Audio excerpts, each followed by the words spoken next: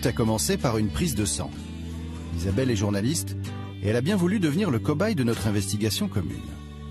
C'est amusant parce qu'elle a toujours eu horreur des prises de sang et la simple vue de l'hémoglobine l'a fait défaillir. Mais elle s'est dévouée pour la bonne cause.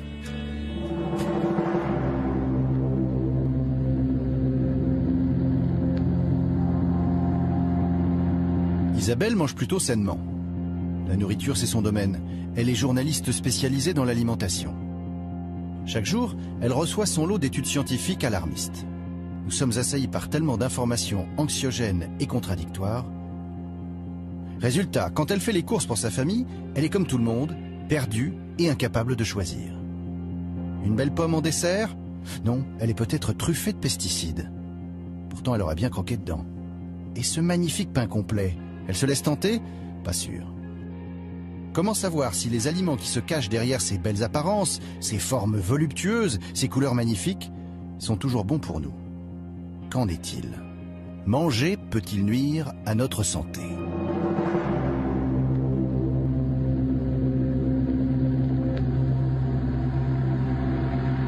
Les analyses de notre enquêtrice sont enfin arrivées. Alors, ces résultats? Attention, restez attentifs, la liste est longue.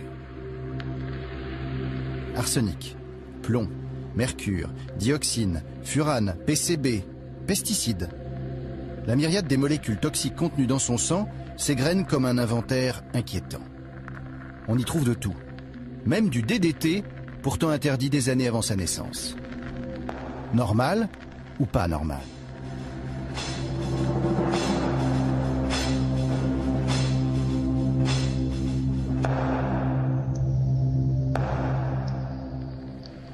Nous décidons de lancer une investigation d'envergure sur 4 aliments parmi les plus consommés en France. Porc, saumon, pommes et pain. Puis de les soumettre à une double enquête scientifique et de terrain. Nous allons traquer ces aliments pour comprendre comment ils sont produits et en quoi ils sont différents de ce que mangeaient nos grands-parents quand la chimie n'avait pas encore fait irruption dans nos assiettes. Pour l'enquête, nous constituons un comité de scientifiques incontestables. Ces experts sont reconnus comme les meilleurs dans leur domaine. Pierre Menton, chercheur, expert en santé publique. David Servan-Schreiber, neuropsychiatre, expert en prévention du cancer. Annie Sasko, épidémiologiste, experte en maladies environnementales. André Picot, toxicologue, expert en métaux lourds et contamination chimique. Et Laurent Chevalier, médecin, expert en nutrition. Alors voilà, on a les résultats de ma prise de sang. On m'a choisi moi parce que je suis une trentenaire, que je me nourris plutôt sainement. Et pourtant, il y a des résidus de pesticides dans mon sang, de dioxine, de PCB. Comment ça se fait? Et est-ce que c'est dangereux? Cette analyse est une analyse classique, totalement classique.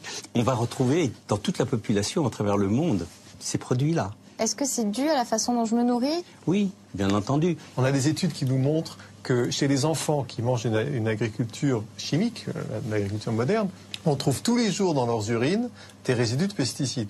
Lorsqu'on les passe, ces mêmes enfants, on les passe à 70% de bio, il n'y a presque aucun résidu de pesticides dans leur urine, on les remet sur l'agriculture chimique et hop, on revoit les résidus monter. Ça veut dire que tous les jours, leur organisme est soumis à ces contaminants. Pour moi, c'est simplement inacceptable. On nous recommande de manger 5 fruits et légumes par jour. Mais les pesticides retrouvés en quantité dans le sang de notre journaliste ne les rendent-ils pas dangereux? Pour commencer l'enquête, nous partons à Angoulême, sur les traces de la pomme industrielle. C'est le fruit préféré des Français. Chaque famille en mange plus de 18 kilos par an. Problème, la pomme reçoit plus de 26 traitements de pesticides avant que nous la croquions.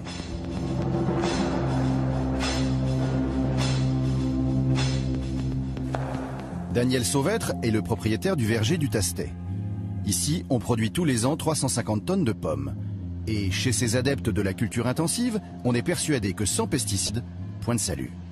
Dès l'instant où on sort de l'hiver et où les bourgeons éclatent, dès l'instant où on voit ce que l'on appelle les pointes vertes, eh bien, à partir de ce moment, commence pour nous une période extrêmement difficile puisque nous allons chercher à préserver pendant tout le cycle végétatif nos fruits des agressions extérieures, des maladies. C'est pour ça qu'il dit souvent que nous traitons souvent le pommier, puisque l'objectif, c'est pas de mettre beaucoup de produits une seule fois, mais c'est d'accompagner la pluviométrie, c'est-à-dire que à chaque fois qu'il est tombé 20 mm d'eau du ciel, eh bien, il n'y a plus présence de produits sur le végétal. Donc nous redéposons du produit sur le végétal pour pouvoir tenir les 20 mm suivants. Un traitement qui n'aura pas été fait, eh bien, les dégâts seront faits et ces pommes qui sont touchées ne seront pas vendables.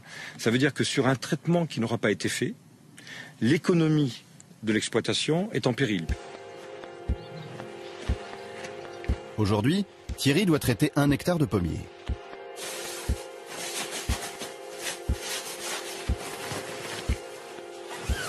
Impossible de manipuler ces pesticides sans revêtir une véritable combinaison de cosmonautes.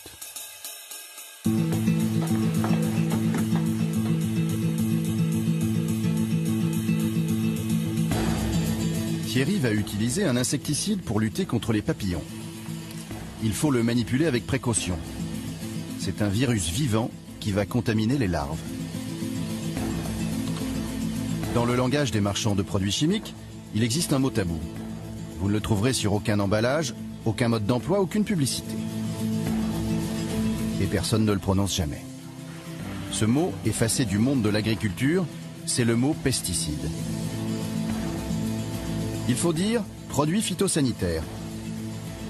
Phyto, c'est plus rassurant.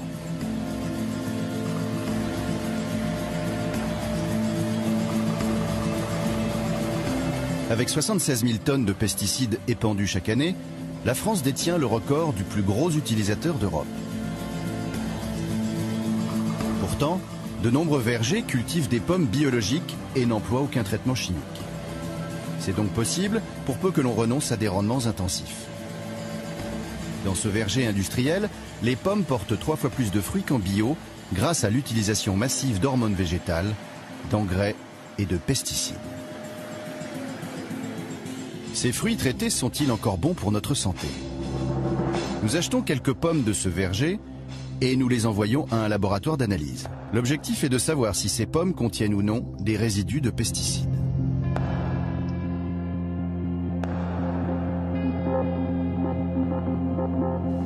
En attendant les résultats, nous rencontrons Jean-Charles Boquet. C'est le directeur de l'Union des industries de la protection des plantes. En clair, il s'agit du lobby des fabricants de pesticides, regroupant Monsanto, Bayer et quelques autres. Leur rôle est simple, défendre coûte que coûte l'usage des pesticides.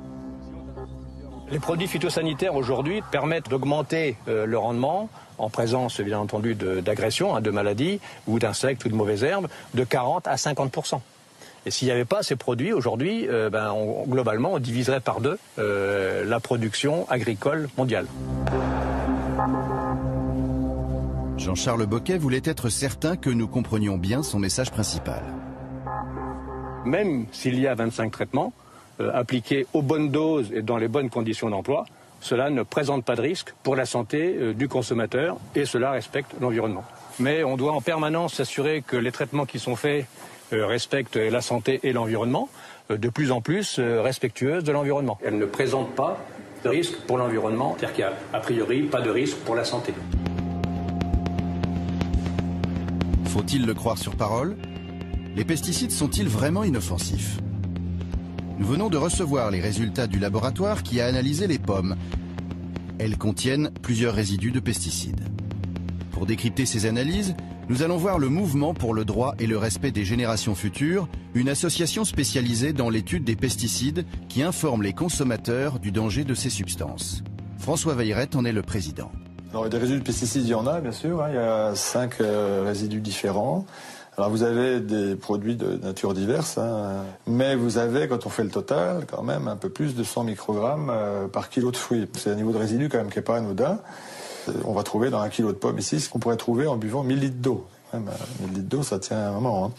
Donc, on a des produits qui sont, si on regarde Boscalide, c'est un fongicide. C'est des produits aux États-Unis qui est considéré comme un cancérigène possible. Et puis, vous avez la présence d'un produit, le carbendazime, sous forme de résidu, qui est la plus surprenante parce que le carbendazime, qui est un fongicide aussi, n'est plus autorisé en France. Et il a des usages restreints au niveau de l'Europe et en France, il n'est plus autorisé. Alors je ne sais pas ce qu'il fait là. Une pomme comme ça, on peut croquer dedans sans la peler? Je le ferai pas. C'est un choix personnel qui n'engage que moi. Si la peler, c'est mieux pour enlever les pesticides, mais il y a des études qui ont montré qu'il fallait enlever plusieurs millimètres autour de la pomme pour enlever tous les résidus. Et si vous enlevez 5 à 8 mm de la pomme, vous allez enlever toutes les vitamines. Si la pomme est pas grosse, il ne restera pas grand-chose à manger non plus. Donc, moi, ce que je regrette, encore une fois, c'est que le consommateur ne puisse pas savoir ça. C'est-à-dire, voilà, on devrait avoir les résidus affichés. Ça permettrait au consommateur de choisir. S'il voit 3 pommes en rayon, une avec 2 résidus, une avec 5, une avec 10, avec des niveaux différents, il dit, par précaution, il peut choisir d'acheter celle qui est que 2 résidus. Ou alors, il peut s'en moquer, mais c'est un choix. Alors que là, le consommateur a fait son choix sur l'aspect extérieur, mais pas sur ces données-là, sauf si, comme vous l'avez fait, on fait des analyses qui sont très coûteuses. En 2007, la répression des fraudes a analysé 5000 échantillons de fruits et légumes. Ces équipes ont découvert que la moitié d'entre eux contient des résidus de pesticides. Plus grave encore, 1 sur 10 contient des doses de produits chimiques supérieures aux normes autorisées. Quand on prend l'assiette lambda d'un consommateur, justement, qui ne mange pas bio, il est exposé à combien de types de résidus par jour, par semaine? Par jour, il y a eu différentes estimations qui ont été faites. Je crois que c'est au moins, de manière raisonnable, 20 à 30 résidus différents à travers tous les repas de la journée, en moyenne. Tous les jours? Tous les jours.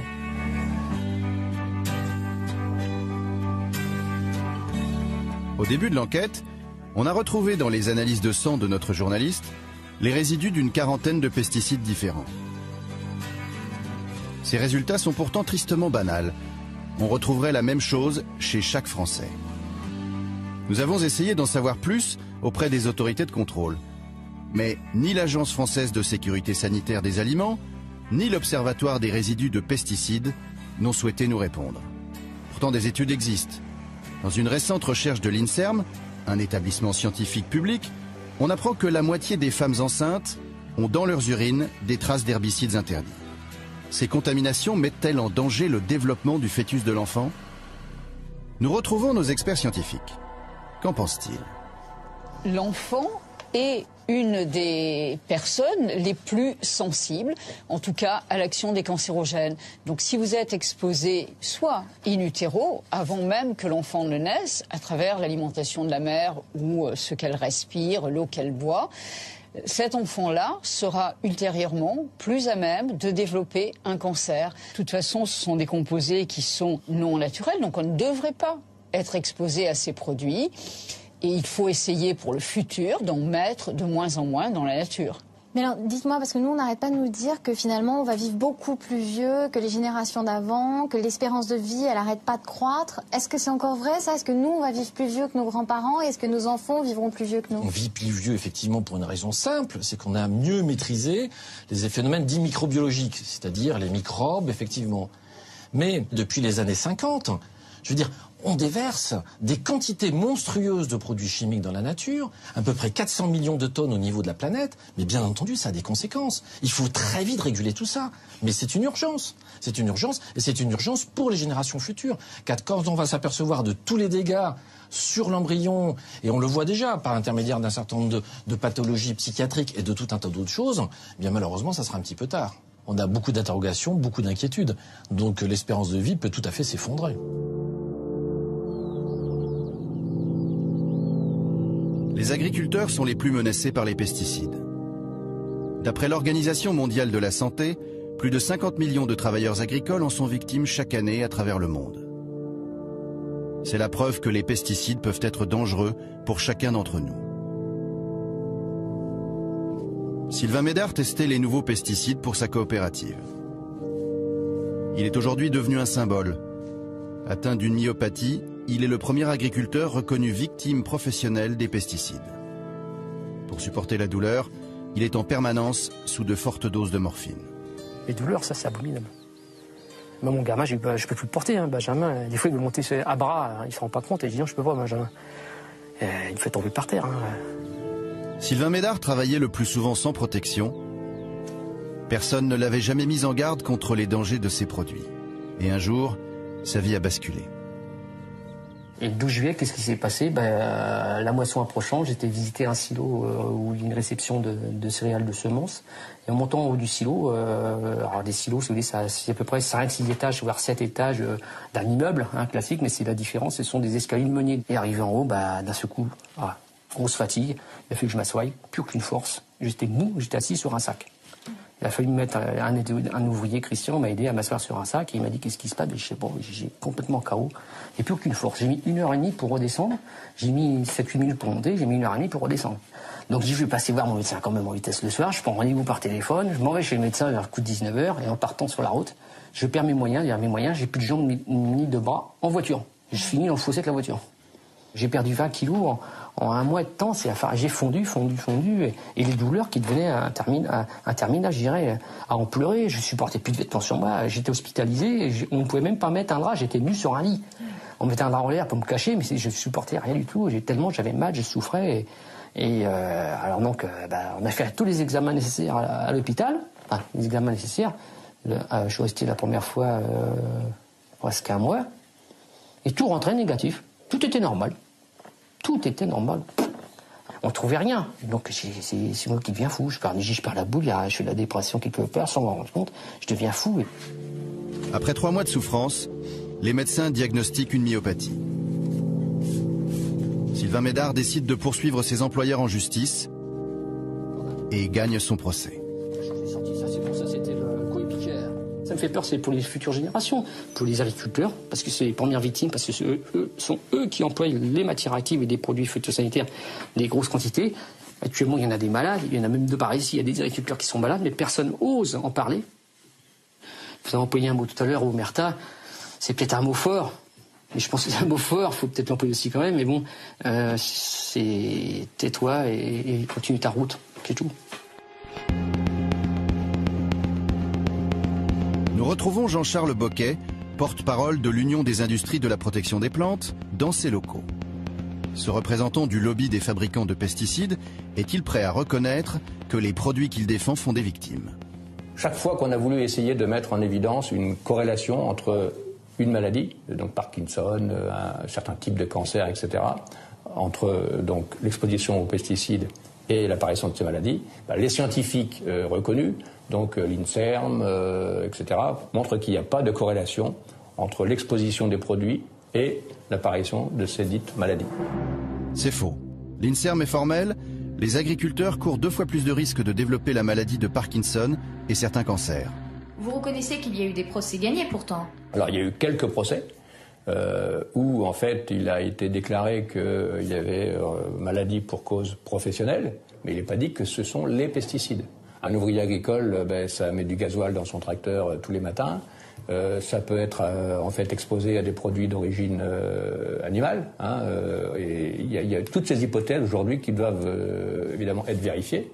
Un produit phytopharmaceutique utilisé selon les conditions d'emploi qui figurent sur l'étiquette après les évaluations n'a pas d'effet sur la santé, n'a pas d'effet sur l'environnement. Il y a un produit qui aurait un effet sur la santé, donc un effet inacceptable, ne serait pas autorisé. Alors, voyez, on voit bien les résidus de traitement qui ont été faits ces jours-ci.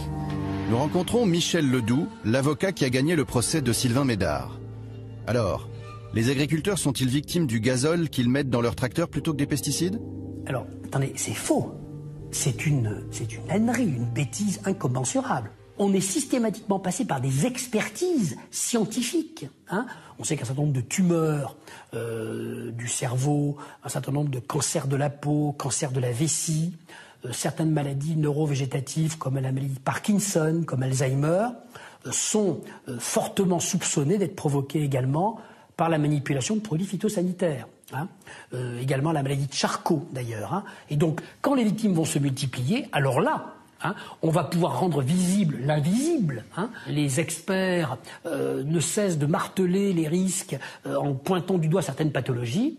D'un autre côté, vous avez les industriels qui, naturellement, veulent vendre leur camelote et qui n'arrêtent pas de répéter que tout est sous contrôle, que, en fait, c'est les agriculteurs qui font de mauvais dosages, mais que leurs produits sont parfaits. Et bien, dans 10, 20, 30, dans 5 ans peut-être, on va voir apparaître, c'est presque mécanique, c'est inscrit dans le marbre, un nombre de pathologies considérables. Il y a plusieurs générations entre les années 50 et la fin des années 80 qui ont respiré ces produits à plein poumon et qui ne manqueront pas, dans les années qui viennent, de développer les pathologies qu'on évoquait tout à l'heure. Je le crains.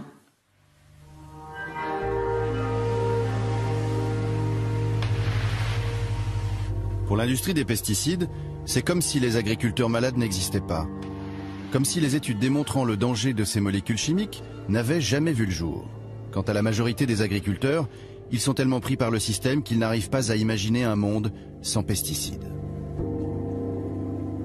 Le lobby des fabricants de pesticides nous a envoyés chez un agriculteur modèle, Christophe Grison, ardent défenseur de l'agriculture intensive. D'après lui, les progrès techniques auraient résolu tous les problèmes. Ce qui a vraiment changé, c'est la qualité de pulvérisation et puis tout ce qui est maintenant électronique embarquée. Et là, vraiment, ça nous permet d'être... c'est ce que je dis souvent, c'est l'agriculture écologique, intensive mais écologique, quoi. C'est un drôle de concept, ça. C'est pas un concept très courant, quoi. Non, mais on commence à en entendre parler pas mal, là. L'agriculture écologiquement intensive. Voilà, c'est le nouveau terme à la mode. Et les écolos, ils emploient pas ce mot-là, quand même. Non, les écolos, ils souhaiteraient qu'on puisse nourrir tous les êtres vivants sur Terre à horizon 2050, environ 9 milliards, vous m'avez dit 10 milliards, sans produits phytosanitaires, sans engrais. Moi, je dis que c'est pas possible. Techniquement, je ne suis pas contre l'agriculture biologique, bien au contraire. Il y a des idées très intéressantes à prendre chez eux. Malheureusement, moi, sur mon exploitation, je ne peux pas produire sous label agriculture biologique.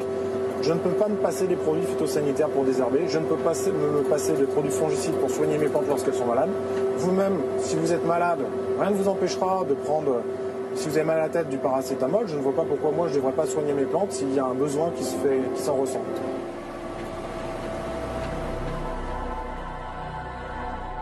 On parle beaucoup de l'alimentation conventionnelle et l'alimentation bio par opposition. Ce qui est important, c'est de voir que ce qu'on appelle l'alimentation conventionnelle, c'est une alimentation qui a été inventée en 1950. Oui. Rien de tout ce que vous nous décrivez ici n'était pratiqué avant la Deuxième Guerre mondiale. Donc en fait, on a une alimentation chimique et l'alimentation normale, c'est l'alimentation bio, de toute évidence. Il faut qu'on avance progressivement mais rapidement vers une agriculture qui soit débarrassée de cette béquille qui n'est pas utile. On peut parfaitement nourrir la planète sans pesticides. Parfaitement nourrir la planète sans pesticides. Il faut être clair sur ce point parce que c'est l'argument majeur qui est brandi en disant mais on ne peut pas nourrir tout le monde. On peut nourrir tout le monde sans pesticides. C'est vrai que quand un agriculteur qui a utilisé des pesticides depuis des années arrête d'un seul coup, pendant 1 ou 2 ans, sa terre, c'est comme si on lui retirait ses stéroïdes, sa terre, elle ne peut plus suivre. Donc il va falloir qu'elle se remette à niveau. Et ça prend 2 ou 3 ans. Comme toutes les études ont été faites sur une période de 3 mois, on dit, vous voyez, sans pesticides, on ne peut pas y arriver. C'est pas vrai. On peut nourrir toute la planète sans pesticides. Mais c'est la conclusion de la Food and Agriculture Organization des Nations Unies. C'est pas juste moi qui dis ça.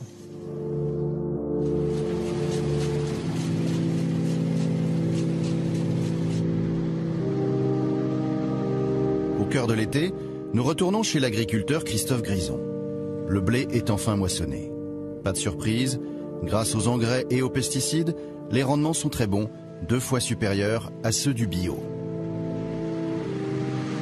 C'est un blé de la variété Bermude qui est destiné à la panification française. Et donc ma coopérative Val-France va prendre ce blé, le nettoyer éventuellement s'il y a besoin, et l'acheminer jusqu'au Grand Moulin de Paris pour en faire des baguettes pour toute la région parisienne.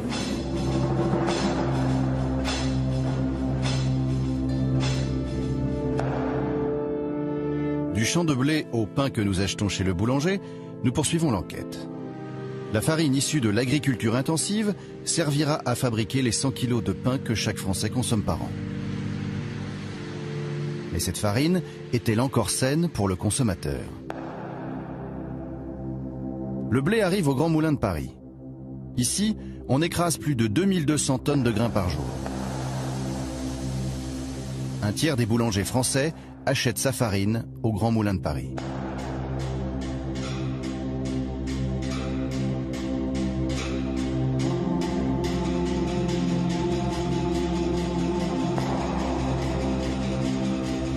Nous décidons d'envoyer un échantillon de farine complète des Grands Moulins de Paris au laboratoire d'analyse chimique. Contient-elle des résidus de pesticides? Les résultats d'analyse dévoilent la présence de 2 pesticides en quantité importante, le pyrimifos méthyle et le piperonil butoxide. Surprise, ces insecticides ne sont pas utilisés pendant la culture, mais lors du stockage des grains après la récolte. À quoi peuvent-ils bien servir? À Sens, nous nous rendons à la coopérative agricole Cap Serval. Alain Peretti, son directeur, nous reçoit. Pour lui, le principal problème de cette filière est la conservation du blé. Pour éviter l'attaque des insectes, la plupart des coopératives aspergent les grains d'insecticides. Le blé stocké dans les silos va donc y baigner pendant de longs mois avant d'être transformé en farine au moulin. Comment diminuer les pesticides? La première mesure que nous pouvons prendre, c'est l'absence d'insecticides de stockage, puisque il faut oublier que nous allons mettre de l'insecticide directement sur des grains, qu'il n'y aura pas d'activité biologique pour les détruire par derrière. Donc la première mesure à prendre, c'est sûrement en tout cas celle-là. Ça paraît évident et ça paraît extrêmement clair.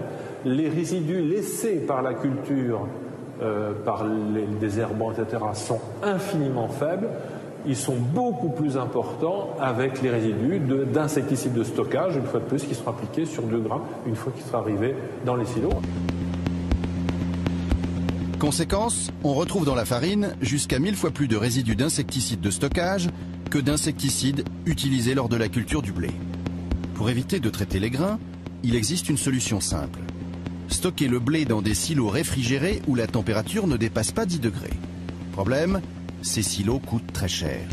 Seules quelques coopératives en sont équipées.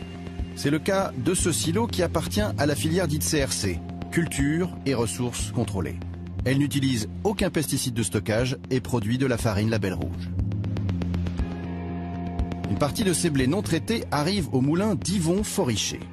Jusqu'à récemment, Yvon transformait également des blés traités. Aujourd'hui, il ne produit que des farines Label Rouge, sans pesticides de stockage. Cette poussière-là, auparavant, je ne pouvais pas rester à côté parce que je pense que je devais être très sensible aux insecticides qui étaient mis pour conserver le grain. Et ça me faisait saigner immédiatement du nez. J'ai voulu me faire opérer parce que je ne savais pas ce que j'avais. Et en fait, je le sais. Voilà, j'étais voir le médecin, il m'a dit non, c'est des insecticides. Ah. Mais j'avais pas moyen d'arrêter. Hein, même à un moment donné, on m'a dit oui, mais comment on appelle ça, t'es hémophile. Je dis, non, je suis pas hémophile. Les farines de qualité, sans pesticides, sont meilleures pour la santé. Pourquoi ne sont-elles pas plus répandues dans les magasins? Le problème aujourd'hui de toutes ces démarches-là de culture raisonnée en France, les seuls qui sont réceptifs, c'est les artisans boulangers et pour moi un seul groupe de la grande distribution française. Il n'y en a qu'un. On achète des farines de blé issues de culture raisonnée contrôlée parce qu'il y a un monsieur qui s'occupe de tout ce qui est alimentation qui se pose des vraies questions. Et pour son groupe, il a pris l'engagement, c'est le seul. Et c'est pour ça que ça dure, même la démarche. Parce qu'il oblige même les industriels avec qui il travaille à utiliser ce genre de blé. Sinon, ça serait mort et enterré, ça marcherait que pour les artisans. Malgré leur belle apparence, les pains que nous trouvons en supermarché contiennent-ils des pesticides? Nous faisons analyser en laboratoire du pain complet industriel. Les résultats confirment nos doutes. Nous retrouvons encore 2 pesticides de stockage en quantité importante. Le pain complet, qui nous a toujours été vendu comme un pain santé, comporte plus de résidus de pesticides que le pain blanc. Pourquoi? Parce qu'il contient l'écorce du blé, qui est au contact direct avec les pesticides de stockage. Au moulin d'Yvon Foriché, nous faisons une autre découverte. Ces pains aux céréales et pains complets sont souvent fabriqués avec des mélanges tout prêts concoctés par les industriels. Dans ces kits, on retrouve des additifs chimiques. Pour quelles raisons? Il y a des boulangers qui vont être d'excellents boulangers, qui font vraiment de très belle qualité, et que sur le pain complet, personne n'aime travailler le pain complet. Voilà. C'est chiant le pain complet, ça colle aux pâtes. Donc le pain complet, bof, il fait ça. C'est pas le pain, voilà, pour nous c'est un pain de régime, c'est pas un bon pain. Il y en a parfois certains qui me disent, bon, j'ai 5 kilos de pain complet à faire tous les jours, bon, ça m'embête de faire, voilà, il dit je prends mes 5 kilos, je les pèse, je les mets dans le pétrin ou le batteur, j'ai du pain complet derrière, voilà. Dans certains cas, c'est pas vraiment les productions auxquelles on attache le plus de soins. Mais il faudrait peut-être informer le consommateur. Mais on va loin. On va loin. Aujourd'hui, en Europe, il y a 200 additifs qui sont autorisés pour la fabrication des pains spéciaux. Donc on a un large éventail. C'est quoi ces additifs, par exemple? Il y a de tout. Ça va aller des levains dévitalisés de seigle, des farines toastées, de l'acide ascorbique, des data ester. Que vous prenez, data ester, vous prenez une farine non panifiable, vous en mettez 300 grammes au quintal de farine et vous arrivez à avoir... Alors vous n'aurez pas du très bon pain, mais vous aurez du pain développé et qui sera mangeable. Au cœur de la Bretagne, Michel Izard tient une boulangerie-pâtisserie artisanale. Pain, viennoiserie, gâteaux, tout est fait maison. 10 personnes travaillent ici dès 4 h du matin. Michel Izard se prête au jeu de préparer pour nous un pain industriel réalisé avec un de ses fameux kits. Alors, hop. Alors, faut que je lise l'étiquette parce que moi je ne connais pas ces produits-là. On va commencer par la composition. Sachant que dedans, il y a de la farine complète de froment, farine complète de seigle, levain de seigle déshydraté stabilisant E412, E415, émulsifiant E471, E422, soja, de la dextrose, des épices, des agents de traitement de la farine, E300, enzymes. Ouin. On sait quelque chose comme ça, c'est que ça va quand même nous traverser le corps. Donc s'il y a des additifs, surtout sur le pain complet avec les fibres, ça va obligatoirement laisser des traces à l'intérieur.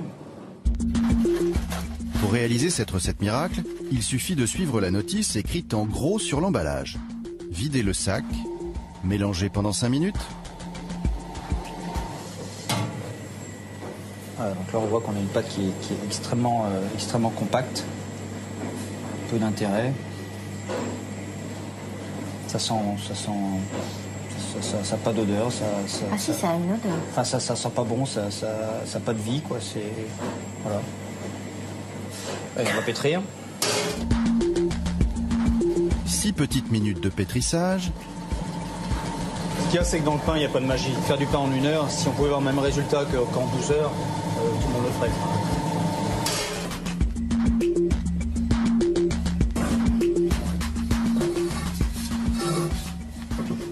Et alors là, c'est quoi la différence par rapport à d'habitude? C'est une pâte morte, ça. Il n'y a pas de vie là-dedans, c'est collant, ça ne réagit pas. Ici, ça c'est un pain aux céréales aussi, mais c'est le nôtre. Donc ici, on voit bien qu'on a une pâte sur laquelle il y a de la vie. Quand on appuie dessus, ici, ça bouge, ça revient. Et puis ici, ici, il ne se passe rien, quoi. Voilà, on pourrait essayer de la modeler, on peut en faire une fleur, ou un chou-fleur, comme vous voulez. Mais ça reste comme ça. Encore 1 heure pour laisser monter la pâte et au four. Magie de la chimie, il aura suffi d'1 h 30 montre en main pour faire un pain aux céréales. Michel Izard va maintenant pouvoir le comparer avec le pain artisanal qu'il met 8 heures à préparer. Avec des graines à l'intérieur, de pavot, de lin doré, sésame. Ici, c'est sympa avec une croûte, une vraie croûte. Hein. On va couper celui-ci.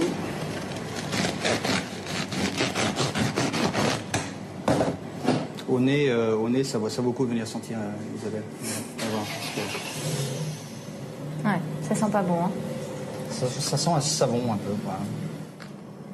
Ici, on retrouve le même toucher. Vous vous souvenez tout à l'heure quand on appuyait dessus cru, hop, la pâte revenait. Ici, quand on appuyait dessus cru, en fait, ça gardait la forme de la fleur qu'on a fait. Et on pourrait refaire une fleur ici. J'ironise, mais c'est pas loin quand même. Et comment le consommateur il s'y retrouve finalement? On ne le voit pas réellement. Hein. C'est difficile. Après, ça va réellement être la confiance qui doit aussi se créer entre l'artisan et son client. Et la communication que l'on a avec nos clients en disant voilà comment je travaille, voilà pourquoi je travaille comme ça. Aujourd'hui, il vaut mieux, à mon avis, il vaut mieux rien faire que faire ça.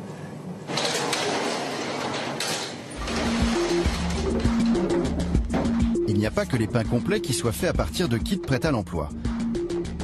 Les croissants des boulangers de quartier sont eux aussi souvent industriels. L'artisan se contente de les décongeler dans son fournil. Michel Izard a accepté pour notre enquête de faire une nouvelle démonstration. Donc outil indispensable pour faire des croissants. Ça paraît étrange, mais si. Donc on ouvre, le beau carton et le beau sachet. Et on prend les croissants, alors pas spécialement délicatement, c'est pas vraiment nécessaire. Et on les pose avec amour sur la plaque. C'est du congelé? Ah, c'est du congelé, oui. Voilà, et une fois que ça c'est fait, eh bien on va mettre ça dans les tubes à pousser, pour qu'ils prennent un peu de volume. Et derrière un peu de dorure et au four, terminé. Donc la manip, ça va durer 2 minutes pour faire 10 croissants. Découverte stupéfiante, en France, un artisan boulanger sur 2 ne fabrique plus ses viennoiseries. La raison est simple, un croissant surgelé est prêt en 10 minutes, quand il faut plusieurs heures pour faire un croissant maison. Conséquence, les croissants industriels sont comme le pain, truffés d'additifs chimiques. Alors voilà, 200 additifs différents dans les pains synthés. Alors nous, on les achète plus cher en plus en espérant se faire du bien et il semblerait que ce ne soit pas forcément le cas, quoi. Qu'est-ce que vous pensez de ça? Tous ces additifs, 200 additifs qui sont utilisables, ce qu'il faut comprendre, c'est tous les additifs que vous ajoutez, finalement, ont aussi des conséquences. Et un certain nombre sont des produits de synthèse. Il y a toujours des conséquences quand on utilise des produits de synthèse. Alors on peut les minimiser, bien entendu. Donc finalement, c'est une histoire absolument sans fin. Et alors, comment se fait-il que le secteur de la boulangerie-meunerie, alors j'insiste, les boulangers et les meuniers ne soient pas capables de produire donc du pain de qualité nutritionnelle actuellement? C'est absolument incompréhensible. Vous avez des pains qui sont toujours trop salés, beaucoup de sel. Vous avez des pains donc qui contiennent des pesticides, alors c'est vrai, d'autant plus que ce sont des pains complets. Et puis vous avez donc tout un tas d'additifs qui sont rajoutés là-dedans. Malheureusement, le pain complet et le pain multicéréales surtout sont les meilleurs pains pour la santé parce qu'ils permettent de limiter la montée du sucre dans le sang. Mais du coup, c'est important qu'ils soient bio.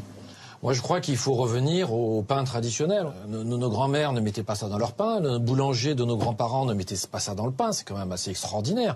On veut augmenter le volume du pain, on lui rajoute dans tout un tas de pains industriels des matières grasses, alors que justement l'intérêt du pain, c'est qu'il n'y a pas de matières grasses. Mais il y a une dérive, bien entendu, qu'il convient de rapidement réguler, très très rapidement réguler, par la réglementation. Il n'y a pas que le pain qui ne ressemble plus guère à celui de nos grands-mères. L'ensemble de notre alimentation a subi des mutations. Une métamorphose qui frappe également le vivant, et notamment le porc.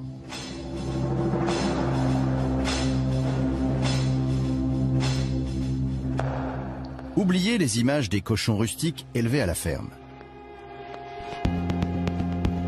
Le porc est la viande la plus consommée en France. Chaque famille en mange plus de 35 kilos par an.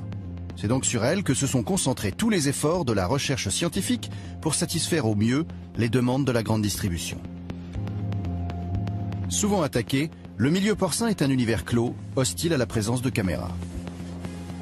Exceptionnellement, nous sommes reçus chez Michel Poirier, propriétaire de l'une des plus grandes porcheries industrielles de France, située à Empoigné près d'Angers. Chaque année, 90 000 porcs sont produits ici. Donc, si nous rentrons dans la verraterie, c'est-à-dire l'endroit où se trouvent les verras, qui servent de reproducteurs pour l'élevage et la naissance des porcelets. Donc vous voyez, ici vous avez un animal très conformé, qui a été sélectionné sur sa capacité à faire du muscle et sa capacité à avoir une longe très rebondie, donc pour les futures côtes de porc, et à l'arrière un jambon très prédominant. En 40 ans, les porcs rustiques sont devenus des porcs modernes, très bodybuildés. Vous avez ici un exemple d'animal qui a une viande très diététique, c'est-à-dire on a complètement fait disparaître l'épaisseur de lard qu'ils avaient sur le dos. Pour répondre au cahier des charges de la grande distribution, les laboratoires de recherche génétique ne cessent de mettre au point de nouvelles variétés de porcs. À force de manipulation, ces bêtes sont devenues très fragiles. Elles doivent rester enfermées à l'abri des microbes dans des bâtiments désinfectés où l'air est filtré en permanence.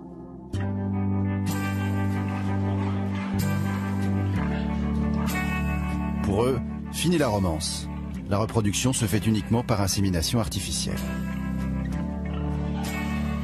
Le reste de l'élevage ne partage pas les conditions privilégiées des athlètes reproducteurs.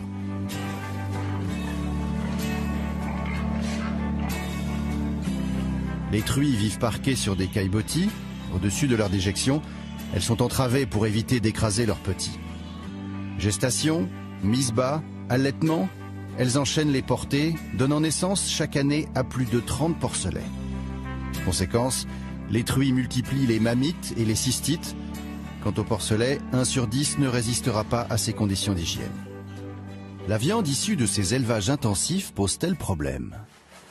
Donc ici, nous rentrons dans la partie engraissement. Les porcs sont engraissés dans des bâtiments fermés où l'air confiné se charge de poussière et d'ammoniac. C'est des bêtes de course, hein. C'est des Formule 1, il suffit qu'ils mangent de trop, et puis il a un souci intestinal, donc ça peut provoquer la mortalité. Hein. C'est une Formule 1 compliquée, difficile à maîtriser, donc il faut beaucoup de professionnalisme pour gérer et suivre l'élevage. C'est ce qui fait d'ailleurs la difficulté de l'élevage moderne actuel. Ces conditions d'élevage provoquent de nombreuses maladies respiratoires et digestives. Les porcs, fragilisés par la sélection génétique, sont désormais privés de leur défense naturelle. Dès lors, comment éviter de les soigner à l'aide de médicaments?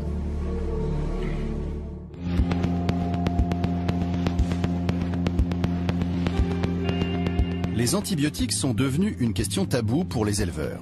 Ils affirment ne presque plus en utiliser. Pourtant, le dernier rapport des autorités sanitaires confirme que les ventes de médicaments restent stables.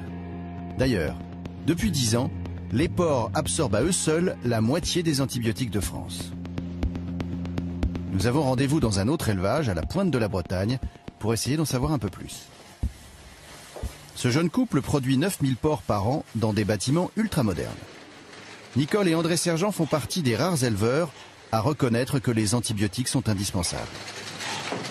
Il y a un vétérinaire qui est salarié de la coopérative, qui passe dans l'élevage régulièrement et qui ensuite prescrit en fait pour cet élevage le plan, on va dire, sanitaire pour les semaines et mois à venir. Et pour les administrer, ces médicaments, vous pouvez le faire, non? Alors, toutes les administrations, que ce soit des injections directes à tel ou tel animal par rapport à un petit problème qu'il peut avoir, donc là, ce sont nous qui faisons ces interventions, et également, si c'est un traitement collectif sur un lot qui peut arriver, également ce sera l'éleveur qui va le faire. Et si j'interviens, c'est beaucoup à Panari ou ce genre de choses, un peu de diarrhée, mais ponctuellement quoi. Un problème de diarrhée, on va traiter juste, et là on utilise donc des pompes doseuses, c'est directement dans l'eau. Parce que même s'ils ne mangent pas, ils vont boire. Donc on est sûr qu'ils sont traités. Voilà. Et sachant qu'on en fait très peu. Très peu. Voilà. Mais c'est comme les humains, voilà. Quand on est malade... Un passage de grippe, on va traiter nos animaux, mais sinon on ne fait pas systématiquement. Voilà.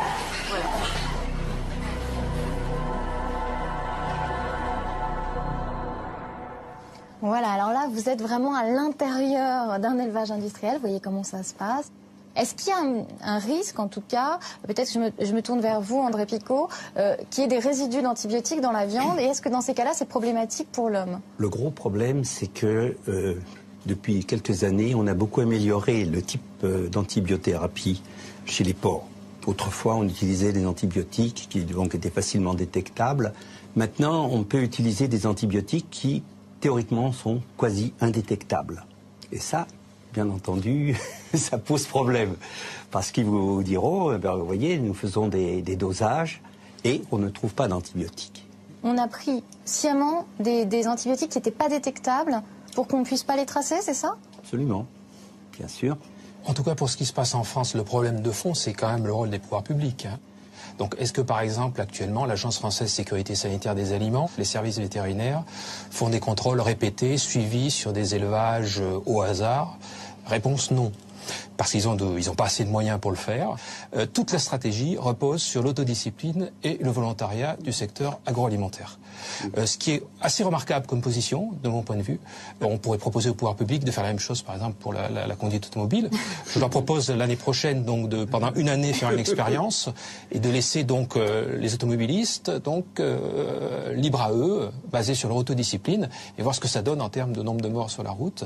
Donc, penser que ça va se passer différemment dans le secteur agroalimentaire et dans le secteur économique en général, je trouve ça assez remarquable. C'est vraiment faire preuve d'une naïveté ou peut-être aussi d'une certaine compromission vis-à-vis du système.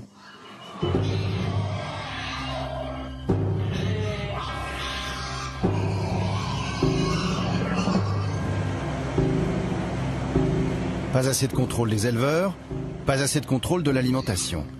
Mais si un porc est contaminé, comment le savoir? La dernière barrière avant notre assiette, c'est le contrôle à l'abattoir. Pénétrer dans un abattoir est devenu presque impossible. Ces images sont donc particulièrement rares. Nous rencontrons le directeur de cet abattoir situé à Montauban de Bretagne. Tout animal qui serait stressé lors de l'abattage, ça a forcément des répercussions sur la qualité de la viande. Là-dessus, c'est vrai qu'on travaille beaucoup pour éviter que les animaux soient stressés, qu'ils soient le plus paisibles, le plus zen possible, quoi.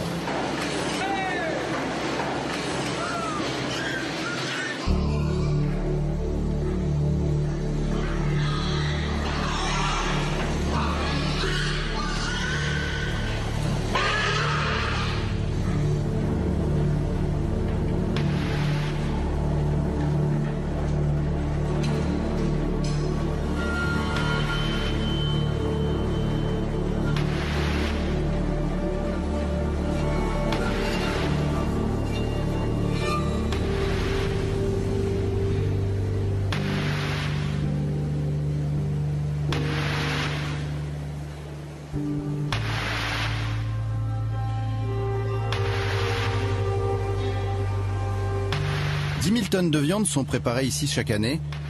Quels critères sont pris en compte pour déclarer la viande saine pour le consommateur? Monsieur Sidibé est le chef vétérinaire de cet abattoir. C'est sur ses épaules que repose la totalité des contrôles. Mais en quoi consiste-t-il exactement? Si nous on constate que sur une bête il y a des piqûres et l'animal présente quand même des conditions physiques, des répercussions physiques pas normal, bon, ça peut nous amener à suspecter l'utilisation des produits, quoi. Voilà. Il a suffi qu'on lui demande combien de contrôles sont faits pour rechercher les résidus d'antibiotiques pour que l'ambiance se tende brutalement.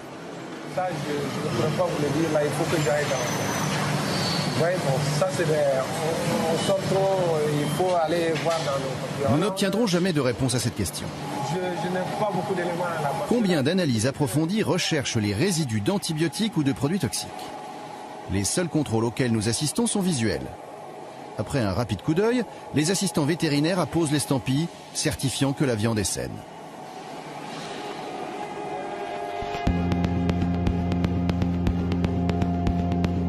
Certains abattoirs font-ils plus de contrôles que d'autres? Quelques kilomètres plus loin, nous sommes attendus à la Copperle. Ce gigantesque abattoir est l'un des plus imposants de France. Il a accepté à titre exceptionnel de nous laisser filmer ses chaînes de production. 45 000 porcs sont abattus ici chaque semaine. Sophie Bertrand, responsable qualité, est notre guide. Il y a 60 mètres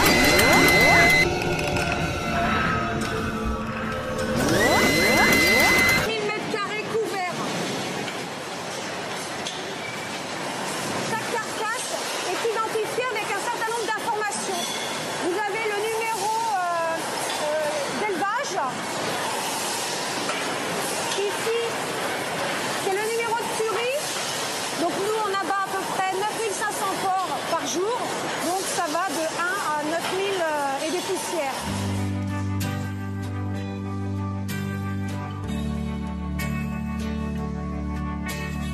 Dans cette immense usine, il n'y a que 12 vétérinaires pour contrôler chaque jour plus de 9500 carcasses. Après un rapide calcul, nous réalisons que cela ne leur laisse que 30 secondes pour juger de la qualité des porcs et décider si cette viande peut finir ou non dans nos assiettes. Mais comment font-ils? Les vétérinaires, ils regardent l'aspect visuel de la carcasse et des abats qui correspondent à la carcasse. C'est une inspection visuelle. On regarde visuellement si tout va bien. Oui, voilà. C'est tout, quoi. Voilà. Mais ça, il faut savoir que c'est quelque chose qui est nationalement validé. Il n'y a pas de distinction d'un abattoir à l'autre. Il y a une grille bien spécifique. Mais c'est de l'inspection visuelle. Alors, le contrôle visuel pour repérer les résidus d'antibiotiques, je ne sais pas ce que ça peut donner. C'est des contrôles qui sont essentiellement des leurres, soyons clairs. À mon sens, le problème est après, par exemple, dans les jambons. parce que là, ça change la donne. C'est plus l'élevage des porcs, mais ce qu'on va mettre pour que le jambon se conserve. À ce moment-là, eh bien, on va être obligé de le bourrer d'additifs, et de façon obligatoire, parce qu'on n'a pas d'autre solution. Ce sont des nitrates, quelquefois des nitrites, donc c'est encore pire. Et puis, il faut bien entendu lui donner de l'aspect. On va le gorger en polyphosphate. On va le colorer, bien entendu. Donc, on va le traiter de façon à ce qu'il ait cette petite couleur mordorée, là. Hein, donc, c'est des nitroso-hémoglobines. Et ça, c'est pas bon pour nous, tout ça? Ah, tout ça, c'est pas bon. Surtout pour les petits-enfants. Parce que les petits-enfants n'ont pas les capacités de transformer, comme nous, ces produits qui oxydent l'hémoglobine. Alors qu'il y a des parents qui croient très bien faire en donnant du jambon pratiquement tous les jours à leurs petits-enfants, eh bien malheureusement, ça c'est absolument déconseillé. Pour le consommateur, ce qu'on peut quand même lui dire, c'est qu'actuellement en France, comme dans tous les pays industrialisés et urbanisés, consomme trop de viande, avec des conséquences sur la santé qui sont importantes, en termes de maladies cardiovasculaires en particulier. Je vais faire une réflexion à ce sujet, c'est qu'on a été capable de manger occasionnellement, effectivement, du porc, de la viande, qui n'était absolument pas nécessaire à chaque repas, pendant des siècles. Et c'est en décidant de passer à un autre modèle qui n'est pas compatible avec la santé humaine, qui est celui de manger de la viande plusieurs fois par jour, par exemple, n'est juste pas compatible avec la santé humaine, qu'on arrive à des phénomènes un peu délirants, comme des productions massives sous forme industrielle de ce qui est une forme de vie, le porc, qui est devenu en fait simplement un produit, et maintenant un produit chimique.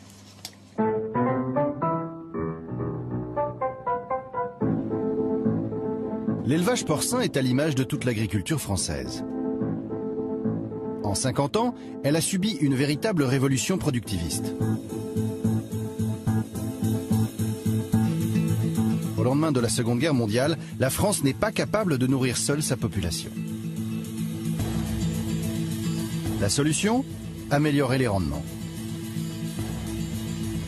Pesticides, engrais, recherche génétique, mécanisation, l'agriculture intensive est née.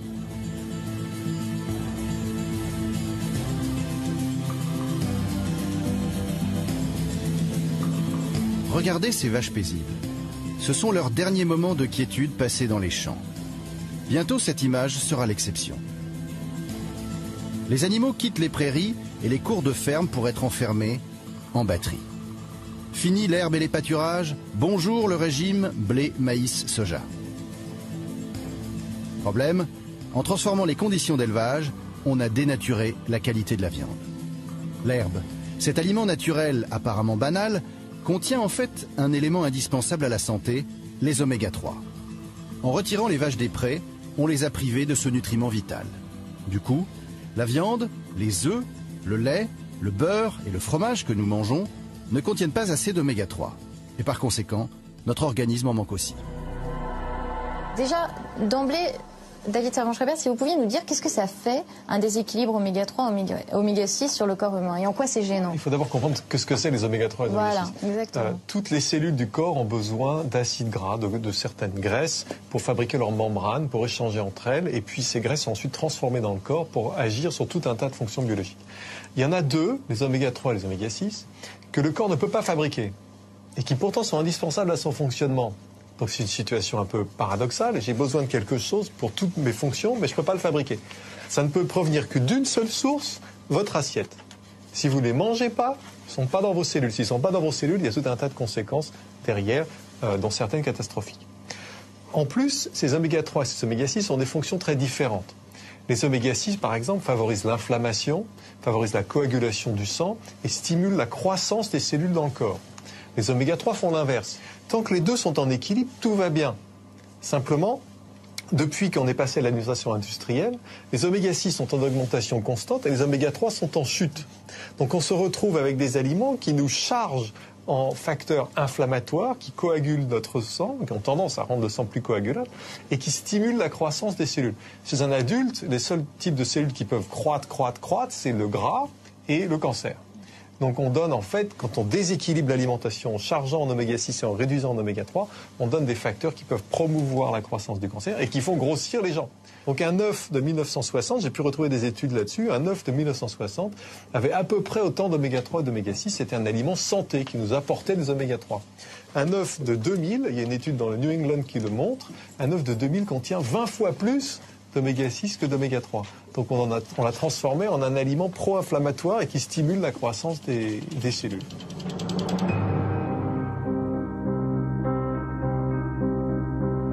La carence en oméga 3 nuit à notre santé. Mais alors, comment revenir en arrière et redonner à la viande les oméga 3 qu'elle a perdus? L'association Bleu Blanc Cœur travaille depuis 10 ans à nous offrir une alimentation plus saine et plus équilibrée. Ils sont partis d'une idée simple. Pour bien nourrir les hommes, commençons par bien nourrir les animaux. L'industrialisation de l'agriculture a entraîné de nouvelles cultures, par exemple le maïs, l'introduction du maïs, du soja. Et donc on a déséquilibré, sans le savoir, ce profil en acides gras. Donc voilà, donc Bleu Blanc Cœur, nous on a compris ça et on s'attache à retrouver cet équilibre naturel qui s'est mis en place depuis des milliers d'années parce que c'est le meilleur possible pour les animaux, quoi. Donc elle est l'embêtante. Cet équilibre-là, on l'a retrouvé en fin de compte avec une plante qui s'appelle le lin, qui a la particularité, elle, de stocker ces oméga 3-là. Et donc ça nous permet de les restituer toute l'année dans l'alimentation des animaux. Donc le fait de mettre une petite quantité de lin dans une ration, par exemple avec du maïs, eh bien, 1 kilo de graines de lin par vache et par jour, ça suffit pour rééquilibrer comme si la vache mangeait de l'herbe.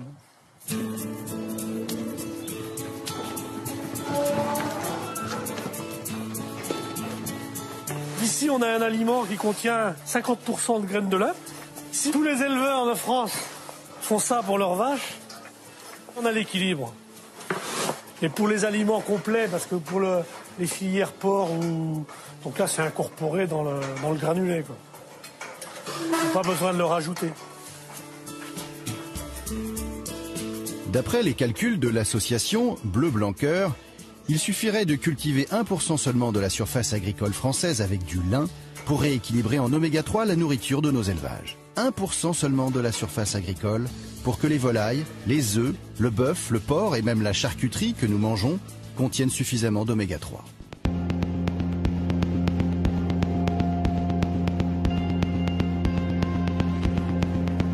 Comment être certain que cette solution est la bonne? Nous décidons d'approfondir l'enquête en faisant un test scientifique. L'INRA, l'Institut national de recherche agronomique, met ses chercheurs et son laboratoire à notre disposition. Objectif: comparer la composition moléculaire de 3 tranches de jambon achetées en grande surface. 2 issues d'élevage classique, la 3e vient d'un porc nourri avec des graines de lin.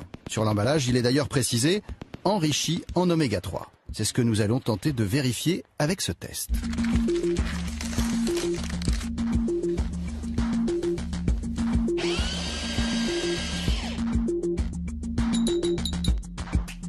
Les scientifiques commencent par extraire la graisse du jambon grâce à des réactions chimiques complexes.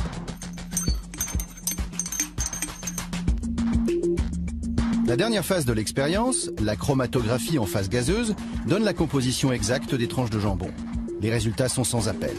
Le professeur Moureau, responsable du laboratoire, nous les commente. Donc la courbe bleue, c'est le jambon issu de porc qui a mangé des oméga 3. Donc la courbe est beaucoup plus importante que les 2 autres jambons qui sont issus de porc standard où la quantité d'oméga 3 est beaucoup plus faible. Donc la courbe bleue, il y en a à peu près 3 fois plus que les autres jambons. Et ici, on voit que les animaux qui auront mangé des graines de lin ont moins d'oméga 6 que les autres, ce qui fait donc que c'est très bon pour la nutrition, à la fois plus d'oméga 3, moins d'oméga 6. Donc un animal qui va manger beaucoup d'oméga 3 aura beaucoup d'oméga 3 dans sa viande, alors qu'un animal qui va en manger peu en aura peu.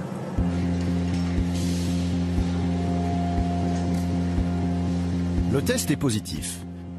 Le porc nourri avec du lin est bien meilleur pour la santé que les jambons industriels classiques. Alors, pourquoi seules quelques marques le commercialisent? La réponse est économique. Les viandes de meilleure qualité reviennent un peu plus chères aux éleveurs. Pour un porc, comptez à peine 2 € de plus par carcasse, soit 2 centimes plus cher par kilo de viande. 2 centimes pour protéger notre santé. Qui refuse de payer? Les éleveurs vendent aujourd'hui leur porc 30% moins cher qu'il y a 15 ans. Ce n'est donc pas d'eux que peut venir l'effort. La solution la plus simple ne serait-elle pas que la grande distribution accepte de baisser ses marges? Dans ce système, ce n'est pas la qualité qui prime, mais la quantité. C'est ce qui explique que dans nos supermarchés, nous trouvons principalement des viandes pauvres en oméga 3 et donc moins bonnes pour la santé. Pour l'instant, l'industrie n'a pas encore pris la mesure du fait qu'elle avait une véritable responsabilité santé et qu'il fallait tenir compte de cet équilibre oméga 6, oméga 3. Moi, ce que je leur demande, c'est d'imposer que tous les produits animaux soient équilibrés en oméga 3, oméga 6. Je ne leur demande pas d'imposer comment on y arrive, mais ça devrait être des produits qui soient comparables à ceux que nous mangeions en 1950. Il n'y a pas de raison de tolérer une telle dérive dans la nature même de ce qui nourrit la population. Moi, je me souviens très bien, dans l'affaire du sang contaminé, on reprochait de ne pas avoir assez parlé.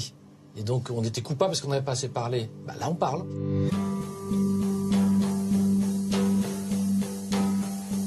En attendant que l'industrie agroalimentaire et la grande distribution nous proposent des produits équilibrés, quelle solution avons-nous pour protéger notre santé? Que devons-nous manger au quotidien? En Bretagne, une équipe de chercheurs a fait une expérience intéressante.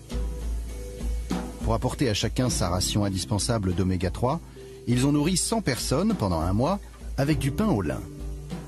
Les résultats sont spectaculaires. Le docteur Schmitt, responsable de cette recherche, nous la raconte. Quand on consomme directement cette poudre de lin, alors nous on l'a mis dans du pain pour que ça soit consommable facilement, eh bien on a une baisse de l'ordre de 8% du cholestérol, une baisse de 8% du cholestérol LDL, c'est-à-dire du mauvais cholestérol, et une baisse de l'ordre de 35% des triglycérides. Simplement en consommant 80 grammes de pain, c'est-à-dire 4 tartines de pain dans la journée. Donc ça, c'est une étude qu'on a faite sur une centaine de patients. Et au bout de 1 mois, les résultats étaient tout à fait probants, aussi bons qu'avec certains médicaments hypocholestéroléniants. C'est du pain actuellement, dans toutes les boulangeries, vous pouvez demander du pain au lin et vous en trouvez.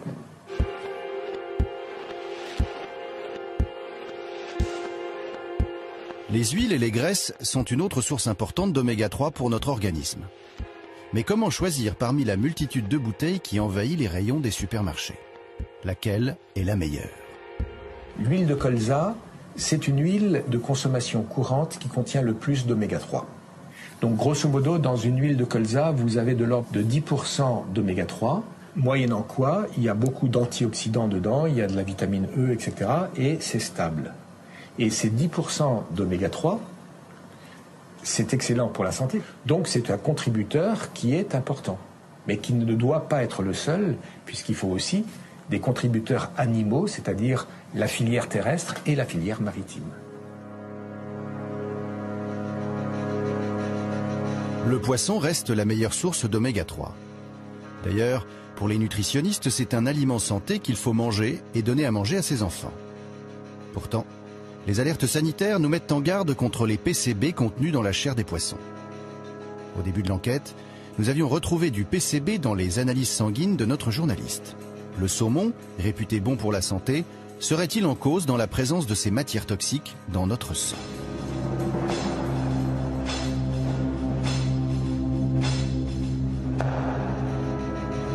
Nous arrivons en Norvège. C'est là qu'est produite la quasi-totalité du saumon consommé en France.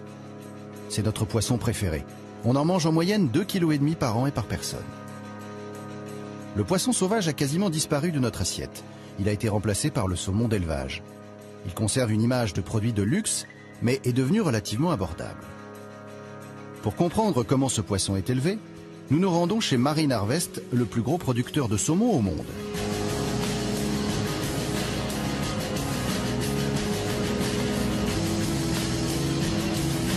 Chaque année, leurs élevages de saumon permettent de fournir 1,5 milliard de repas dans plus de 70 pays. Est-ce que la qualité du poisson pâtit de ce rendement? Au cœur des fjords, la ferme aquacole d'Ejmeland. Il nous aura fallu 6 mois de tractation pour obtenir l'autorisation de filmer cet élevage. Marine Harvest est même allée jusqu'à commanditer une enquête sur notre journaliste afin de mieux cerner nos intentions. Trine Danielsen nous fait la visite. Vous êtes au milieu du fjord, il fait 300 mètres de profondeur. Voici la ferme. J'en suis la directrice. Nous avons pour le moment 700 000 poissons. Ils sont répartis dans 12 cages. Nous sommes installés dans ce fjord parce qu'il est profond et que l'océan est juste en face. Il y a beaucoup de courants marins et c'est un très bon environnement pour faire grandir les poissons.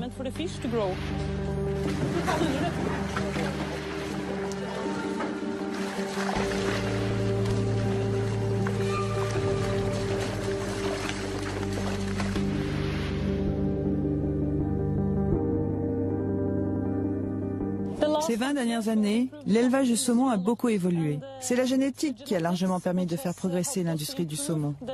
Ce poisson a été sélectionné pour le marché qui impose ses critères, que ce soit pour la teneur en graisse comme pour la couleur. Tout au long du processus, on écoute le marché et l'on fait évoluer le poisson au maximum de ses capacités en fonction de ce que veut le marché. Aujourd'hui, on peut élever des poissons toute l'année et on peut les récolter toute l'année, ce qui veut dire que chaque jour, on alimente le marché en saumon. Nous avons obtenu ces résultats en manipulant les géniteurs.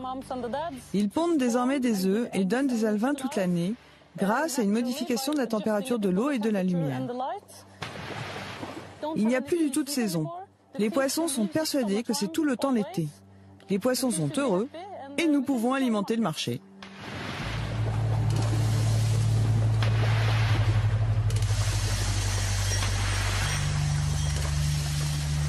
Les saumons industriels sont nourris artificiellement. Un réseau de tuyaux leur distribue 3 fois par jour des granulés contenant un mélange de farine de poisson et d'huile végétale.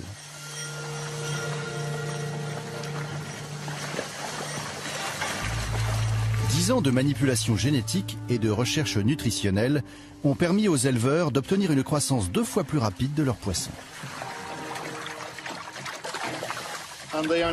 Pour l'instant, ils font 5 ou 600 grammes. Ils vont rester ici encore une année. Dans un an, ils feront à peu près 4,5 kg ou 5 kg et ils seront prêts à être pêchés. À cause de sa croissance fulgurante, le saumon d'élevage est 4 fois plus gras que le sauvage. Mais en contrepartie, maintenant on a le choix de la couleur. Vous pouvez à peu près obtenir la couleur que vous voulez. Avant, on utilisait des colorants naturels à base de crustacés et de crevettes. Aujourd'hui, on utilise des substances chimiques, mais c'est exactement la même molécule. On les ajoute à la nourriture du poisson. C'est le même colorant que celui utilisé pour colorer vos œufs du petit déjeuner.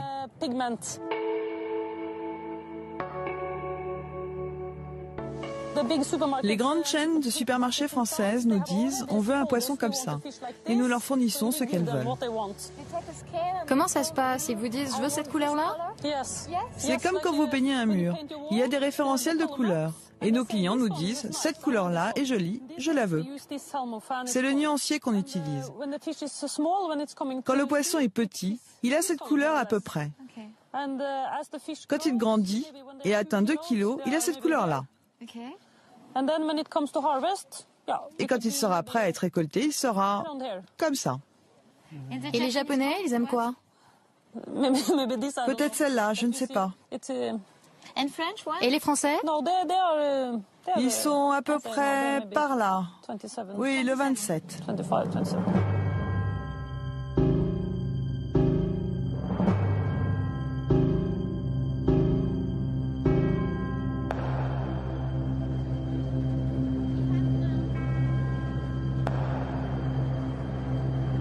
Deux fois par semaine, un bateau vivier débarque 100 tonnes de saumon à l'abattoir.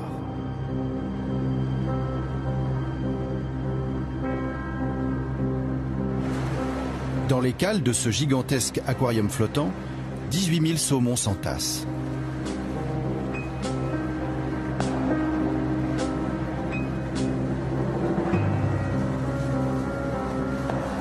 Ils sont rejetés à l'aide d'énormes pompes dans les cages de l'abattoir.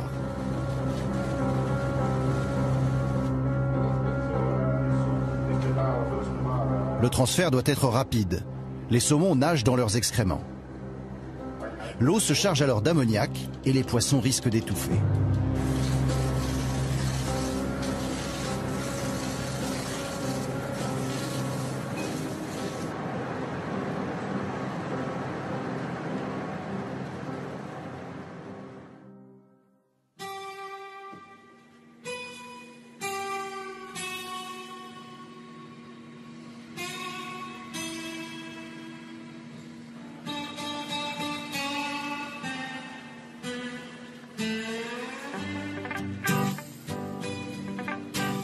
À l'aube, les saumons sont aspirés et propulsés vers les chaînes d'abattage où ils sont assommés par électrocution.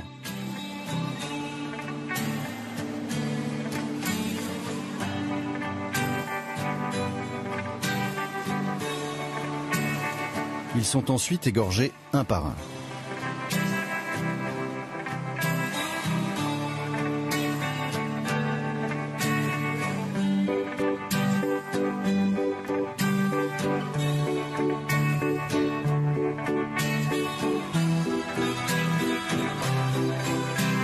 L'abattoir norvégien de la ville de Midsund traite 7000 poissons par jour.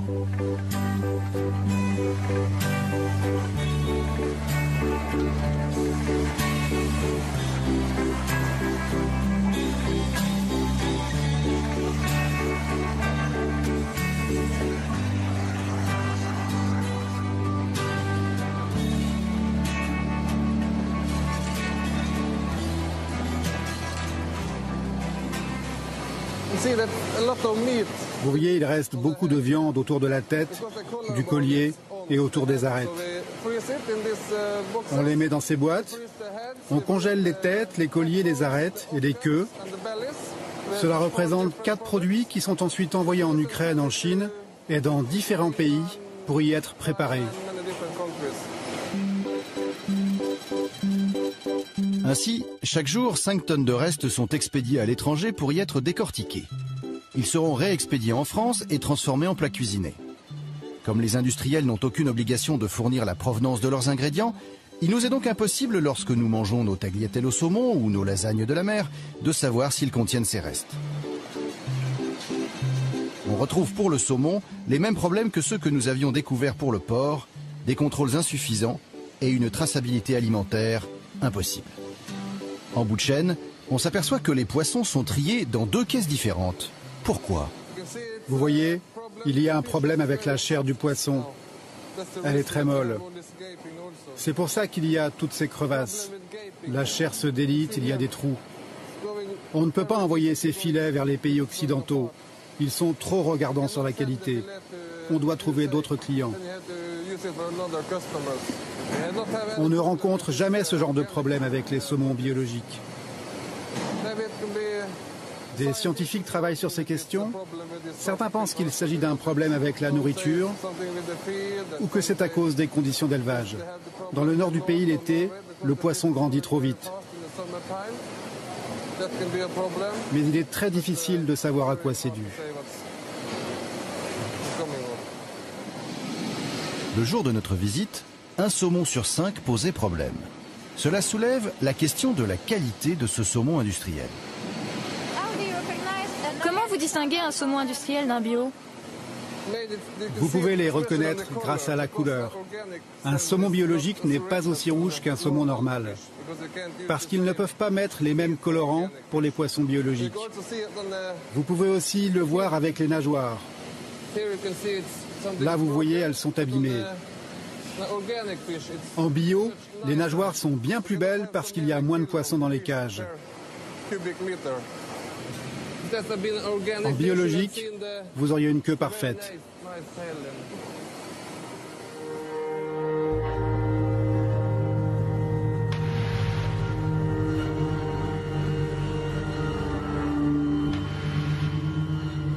Pour tenter de comprendre l'influence des conditions d'élevage sur la qualité des poissons, nous décidons d'aller voir si celles du bio sont meilleures.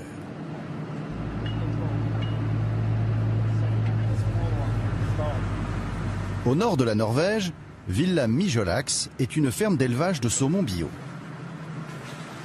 Nous suivons Per Gunnar, son directeur général. Accompagné de son équipe, il part 2 fois par jour en pleine mer nourrir ses poissons. Combien de tonnes de poissons vous produisez ici?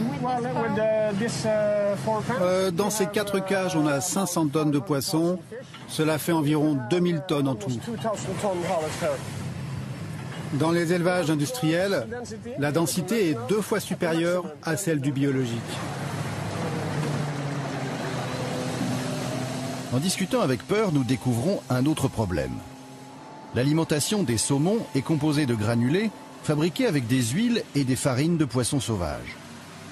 Comme les poissons de la plupart des mers du globe sont contaminés par les PCB et les dioxines, la nourriture des poissons d'élevage, même en bio, contient ces produits toxiques.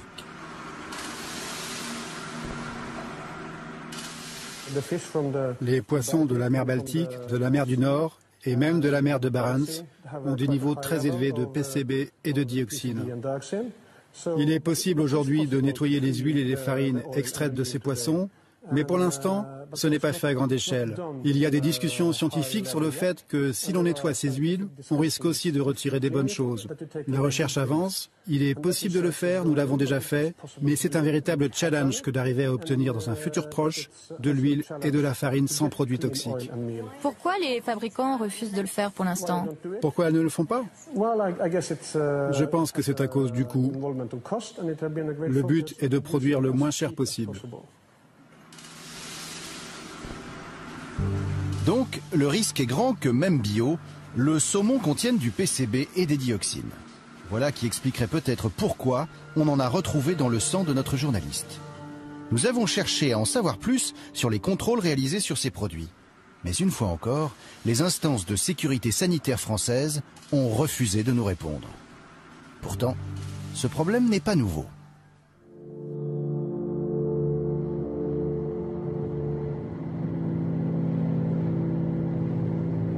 Les PCB retrouvés dans ces poissons sont le résultat de plus de 40 ans de pratiques industrielles. Durant cette période, 1 milliard de tonnes de PCB, ainsi que des métaux lourds et des dioxines ont été rejetés dans les rivières et les océans. Aujourd'hui encore, notre environnement reste largement contaminé.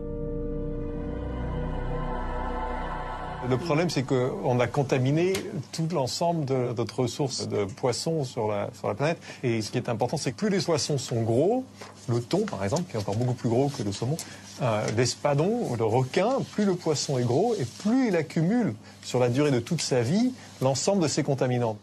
Si vous prenez du thon, vous ne pouvez pas trouver à l'heure actuelle à travers le monde, des thons qui sont en dessous de 1 milligramme, ce n'est pas des microgrammes, 1 milligramme de mercure par kilo de poids frais. Et très souvent, ça monte à 2, 3, 4 milligrammes. Et ça passe à travers tous les contrôles. En Suède, le ministère de la Santé préconise pour les femmes qui sont enceintes ou qui vont le devenir de ne pas consommer plus d'une fois par mois, c'est pas par semaine, une fois par mois, ces poissons prédateurs. Il faut qu'on fasse attention à ce qu'on dit sur ce point-là, parce que de toutes les études à ce jour montrent que les femmes qui consomment plus de poissons pendant leur grossesse ont des enfants qui sont dans l'ensemble meilleur poids de naissance, en meilleure santé, un meilleur système immunitaire, moins d'asthme, moins de diabète et des QI qui vont jusqu'à 7 points supplémentaires de QI à l'âge de 4 ou 5 ans, simplement parce qu'ils ont eu assez d'oméga 3 pendant la grossesse. Si on se mettait à arrêter complètement le poisson pendant la grossesse pour éviter le mercure et le PCB, qu'il faut éviter, c'est vrai, on tombe dans l'extrême inverse. C'est pour ça que les médecins qui pratiquent la nutrition comme nous ont tendance à recommander les petits poissons, les sardines, les anchois, les entiers, les maquereaux et le saumon de temps en temps. Le thon commence à être un poisson qu'on ne peut presque plus recommander. Il faut bien comprendre que ces dioxines, ces PCB, etc., sont ce qu'on appelle lipophiles, c'est-à-dire s'accumulent dans les graisses. Et elles restent. Ça ne s'élimine pas comme ça. Donc ça reste. Pour ne rien dire du fait que ce n'est pas un produit que nous allons accumuler. Nous ne sommes pas exposés à un seul produit à la fois tout au long de notre vie. Nous sommes exposés à des dizaines, des centaines de produits, dont beaucoup restent effectivement, surtout dans nos tissus adipeux. Et donc là, on ne peut pas dire que même si chaque produit était à la dose légal, il n'y aura pas d'effet de cette accumulation à les produits multiples. Il y a une espèce d'effet cocktail finalement de tous ces produits. Et en fait, le vrai problème, c'est que tous ces produits, eh bien, ils arrivent dans l'alimentation ensemble. L'organisme ne trie rien.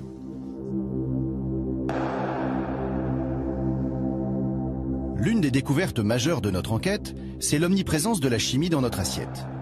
Les saumons, les porcs, les pommes, tous ces aliments naturels contiennent des substances toxiques. Qu'en est-il des produits transformés par l'industrie agroalimentaire? Dans le TGV pour Paris, nous achetons un déjeuner au wagon-restaurant. Un geste banal pour la plupart des voyageurs, mais pas pour nous, qui traquons désormais sans relâche la malbouffe.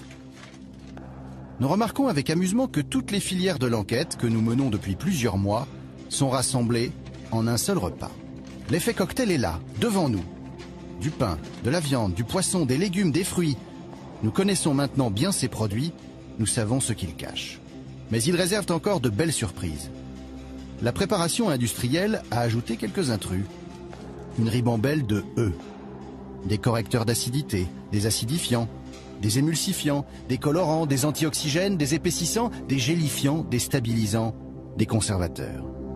Au final, 18 additifs dans le sandwich, 12 dans le cake, du mauvais gras et du sucre en surdose.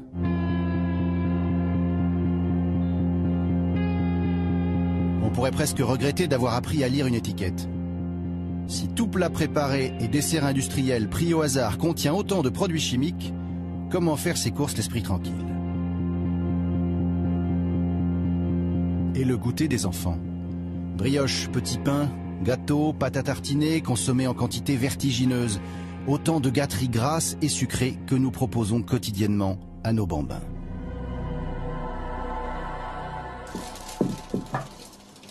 Alors, qu'est-ce que vous en pensez un petit peu? Ça, c'est un petit peu un florilège de tout ce qu'on donne à nos enfants au goûter. C'est pas la peine d'aller produit par produit.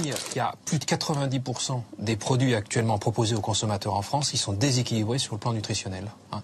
Plus de 90%. Donc autrement dit, ça veut dire que tous les produits qu'il y a ici sur cette table sont déséquilibrés sur un plan nutritionnel.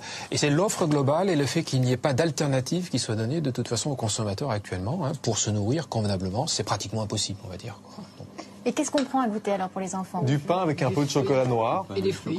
Et une pomme ou une banane ou une poire. Et Nutella? Et Nutella, on prend ou on prend pas? C'est très très très chargé en sucre. Donc on prend pas? Pas mon choix. Très énergétique.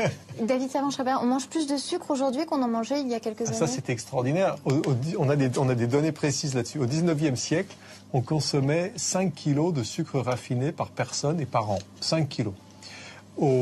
À la fin du XXe siècle, en 2000, en France, on était à 37,5 kilos de sucre raffiné par personne et par an. On se demande même par où passent ces 37,5 kilos. Si vous êtes 4 dans la maison, ça fait 140 kilos de sucre blanc qui passe. Donc tous ces produits-là, ça participe aux 37 kilos qu'on mange Évidemment. Le pire, ce sont les boissons sucrées.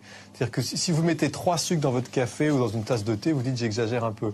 Dans une canette de Coca-Cola, il y en a 12 morceaux de sucre. Je crois qu'il faut laisser tomber tout ça. Vous auriez pu rajouter aussi ici les céréales petit déjeuner, hein, tout ça, c'est pas bon à la santé. Alors, en prendre de temps en temps, oui, mais en prendre tous les jours, par exemple, en sortant de l'école, ou un truc comme ça, ce n'est pas bon du tout. Qu'est-ce qu'on risque alors à en prendre tous les jours? Ce qu'on risque, c'est développer à 30 ans, 40 ans, 50 ans, une hypercholestérolémie, hein, un diabète, une obésité, un surpoids, après une maladie cardiovasculaire qui va avec, infarctus, AVC, certains types de cancers. Et puis voilà, donc une santé qui va se dégrader très rapidement et qui va être dramatique à être vécue. Hein. Conséquence directe de cette nourriture industrielle, l'obésité. Il y aurait 6,5 millions d'adultes obèses en France, 2 fois plus qu'il y a 12 ans. Plus grave encore, l'obésité infantile sévère s'est accrue de 300% en 15 ans. Or, cette maladie a des conséquences graves sur notre santé. Le professeur Marmuse est spécialiste de la chirurgie digestive à l'hôpital Bichat à Paris. Toutes les pathologies qui peuvent survenir, les principales, enfin, on peut les classer schématiquement en 2 groupes. Il y a celles qui vont mettre votre vie en danger.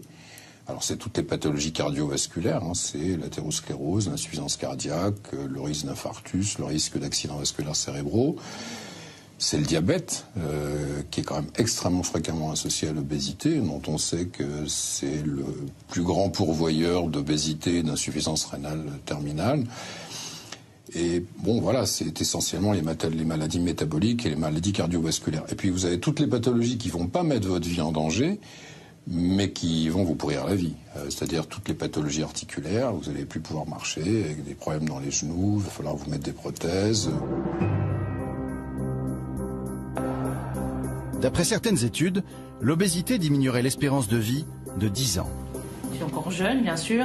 J'ai encore jamais eu de problème de genoux, mais j'entends les gens qui disaient mal aux genoux. J'avais du mal à monter les marches quand même. Donc, et puis au niveau du cœur, mon père est décédé d'une crise cardiaque à 47 ans.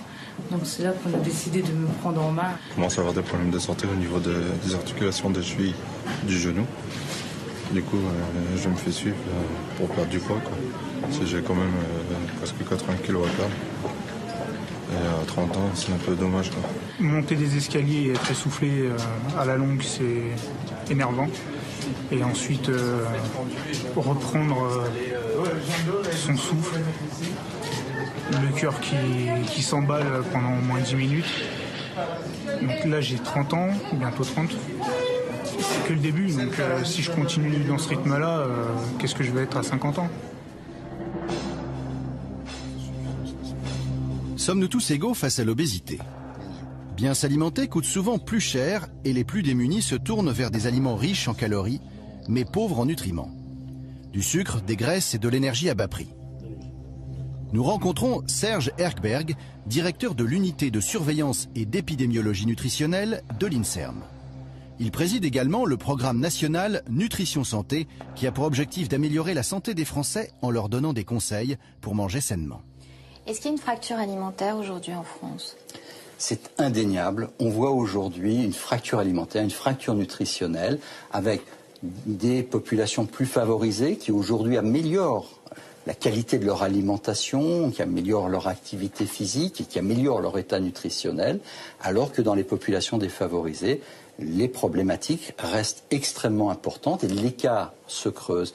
Et si vous regardez par exemple la problématique de l'obésité de l'enfant, on a beaucoup d'études maintenant en France qui montrent que chez les enfants des classes sociales les plus favorisées, comme chez leurs parents, on voit se stabiliser ce qui était l'épidémie d'obésité. Aujourd'hui, elle se stabilise, voire même elle diminue dans les populations les plus favorisées, alors qu'elle augmente encore de façon considérable si vous faites les mêmes études dans des zones d'éducation prioritaire, dans des collèges, dans des écoles de zones plus défavorisées.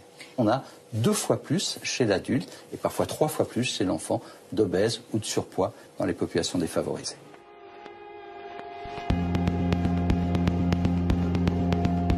Au terme de notre enquête, nous retrouvons à son bureau notre expert, David Servan-Schreiber. David travaille à mi-temps aux États-Unis. Pour nous aider à visualiser les ravages de l'obésité, il nous présente un document rapporté d'Amérique du Nord. Il n'y a absolument aucun doute qu'aujourd'hui nous sommes face à une épidémie d'obésité, comme nous avons aussi d'ailleurs une épidémie de cancer, et d'ailleurs l'obésité est un des principaux facteurs de risque du cancer. Je peux vous montrer une carte impressionnante de l'évolution de l'obésité aux États-Unis. Je vais vous montrer qu'au début des années 80, ce qui est incroyable, c'est qu'aux États-Unis, les gens étaient normaux.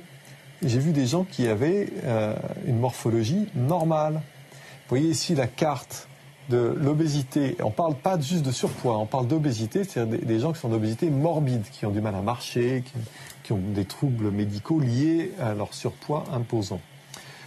On voit ici la carte américaine de tous les États des États-Unis.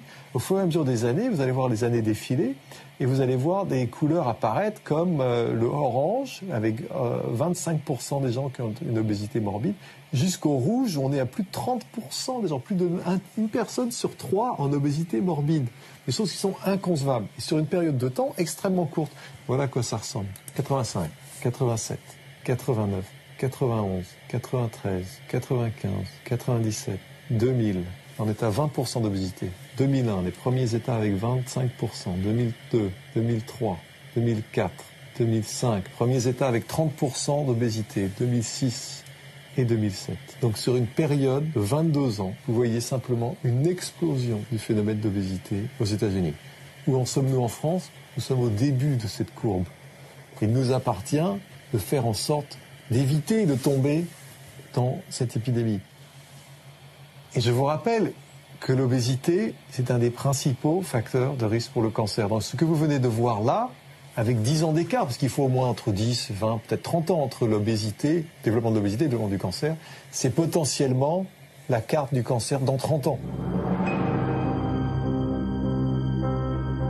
David Servan-Schreiber n'est plus le seul à lier l'augmentation du nombre de cancers avec l'environnement et l'alimentation industrielle. Les statistiques et les recherches récentes lui donnent raison. En 25 ans, le nombre de nouveaux cancers a doublé.